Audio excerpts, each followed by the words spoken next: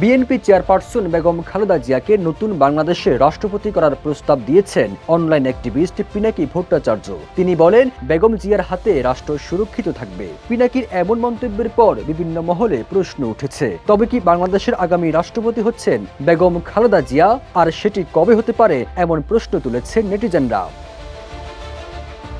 সামাজিক যোগাযোগ মাধ্যম ফেসবুকে বেগম জিয়ার একটি ছবি পোস্ট করেন পিনাকি ভট্টাচার্য। ওই পোস্টের ক্যাপশনে তিনি লিখেছেন, নতুন বাংলাদেশের মহামান্য রাষ্ট্রপতি, যার হাতে স্বাধীনতা, সার্বভৌমত্ব আর জাতীয় মর্যাদার পতাকা সবসময় সুরক্ষিত সমুন্নত থাকবে। বেগম জিয়াকে নিয়ে পিনাকির এমন পোস্ট করার 18 ঘন্টার মধ্যে মন্তব্য করেছেন ৯,১০০ জন, শেয়ার করেছেন ২,০০০ ব্যক্তি।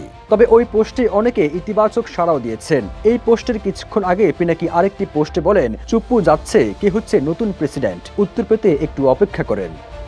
বাংলাদেশের প্রথম 5D AI ইনভার্টার যুক্ত সর্বোচ্চ বিদ্যুৎ সাশ্রয়ী যমুনা এয়ার কন্ডিশনার। একটি ভিডিওতে পিনাকি আরো বলেন, বেগম জিয়া আর প্রফেসর ইউনূস এই দুজন মিলে আমাদের নতুন বাংলাদেশের সূচনায় পৌঁছে দেবে। বেগম জিয়া বাংলাদেশকে শুধু দিয়ে গেছেন, আমরা ওনাকে কিছু দিতে পারিনি। বাংলাদেশ ওনাকে রাষ্ট্রপতি বানিয়ে নিজে সম্মানিত হতে চায়। পিনাকি আরো বলেন, বাংলাদেশের ইতিহাসে এমন দুই নেতার অভূতপূর্ব অভিভাবক আমরা আর কোনোদিন পাবো না। আমরা এই সুযোগ হারাতে চাই না। এর আগে একটি গণমাধ্যমে এক প্রতিবেদন থেকে জানা গেছে, সরকারের উচ্চ পর্যায়ে পরিবর্তন ঘটতে পারে, আর এই পরিবর্তন ঘটলে রাষ্ট্রপতি শাহাবুদ্দিন চুপ্পু বিদায় নিতে পারেন। তার জায়গায় দায়িত্ব নিতে পারেন বিএনপি চেয়ারপারসন বেগম খালেদা জিয়া।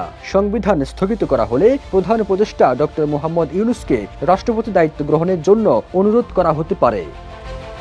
সবুজ আলম, ইত্তেফাক।